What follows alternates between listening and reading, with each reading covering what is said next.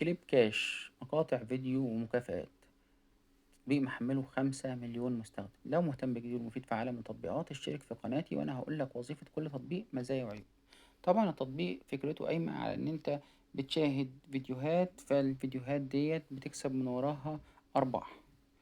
فطبعا عشان تكسب أرباح لازم تشاهد فيديوهات وتوصل للمستوى السابع.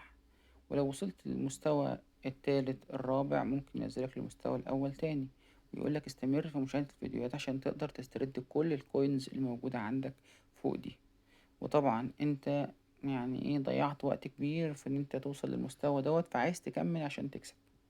ناس وصلت للمستوى الرابع ما سحبتش فلوس، ناس وصلت للمستوى الخامس ما سحبتش فلوس، وناس وصلت للمستوى السابع اللي هو أعلى مستوى وبرضه مفيش فلوس سحب.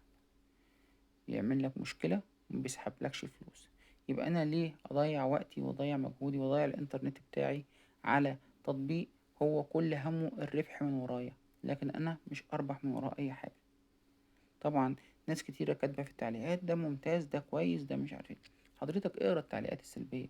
التعليق الكويس أو التعليق الإيجابي دايما بتلاقي صيغته ثابتة، مفهوش معلومة محددة، مفهوش مثلا ميزة محددة، مفهوش حاجة ممكن تحفزك ان انت تشتريه. كلام على الفاضي يتقال على اي حد بدون ما تعرف هو بيتكلم على تطبيق، على بني ادم، على جهاز، على لعبة، على اي حاجة. كلام ثابت ده مدفوع، فتقدر ان انت تكتب. وبعدين في ناس كتيرة بتخش على التطبيق، فاول ما تحمل التطبيق يقول لك اكتب لنا تعليق كويس بقى عشان توصل للمستوى مش عارف للكام، او عشان تاخد كوينز كام. فالناس تكتب تعليقات مميزة جدا. بعد ما تجرب التطبيق يوم واتنين وتلاتة وتزهق من ان هي مش عارفة تسحب من التطبيق حاجة، بتسيب التعليق بتاعها وتسيب التطبيق. لكن هل هي جربت عشان تشوف اخر التطبيق بيوصل لفين؟ هل فعلا جربت وحد سحب فلوس؟ ما فيش حد في مصر سحب فلوس.